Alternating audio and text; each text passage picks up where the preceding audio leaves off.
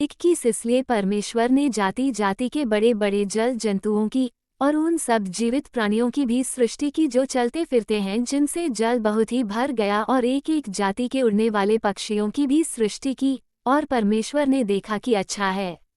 उत्पत्ति 21:22 और परमेश्वर ने ये कह के उनको आशीष दी कि फूलो फलो और समुद्र के जल में भर जाओ और पक्षी पृथ्वी पर बढ़ें।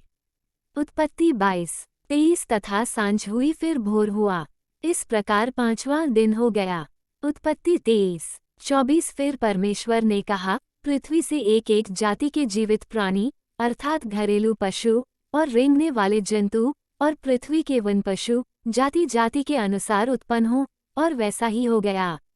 उत्पत्ति 24:25 सो परमेश्वर ने पृथ्वी के जाति जाति के वन पशुओं को और जाति जाति के घरेलू पशुओं को और जाति जाति के भूमि पर सब रेंगने वाले जंतुओं को बनाया, और परमेश्वर ने देखा कि अच्छा है।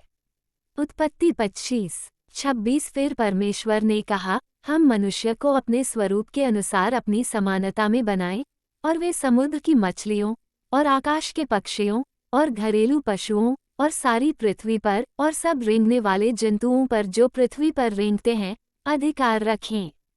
उत्पत्ति 26:27 तब परमेश्वर ने मनुष्य को अपने स्वरूप के अनुसार उत्पन्न किया, अपने ही स्वरूप के अनुसार परमेश्वर ने उसको उत्पन्न किया, नर और नारी करके उसने मनुष्यों की सृष्टि की।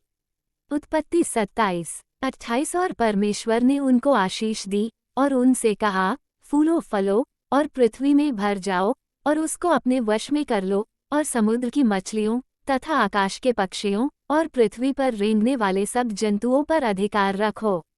उत्पत्ति 28:29 फिर परमेश्वर ने उनसे कहा, सुनो, जितने बीज वाले छोटे छोटे पेड़ सारी पृथ्वी के ऊपर हैं और जितने वृक्षों में बीज वाले फल होते हैं, वे सब मैंने तुमको दिए हैं, वे तुम्हारे भोजन के लिए हैं।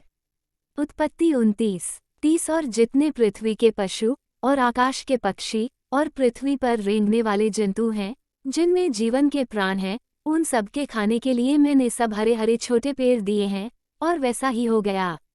उत्पत्ति 30:31 तब परमेश्वर ने जो कुछ बनाया था सबको देखा, तो क्या देखा कि वह बहुत ही अच्छा है।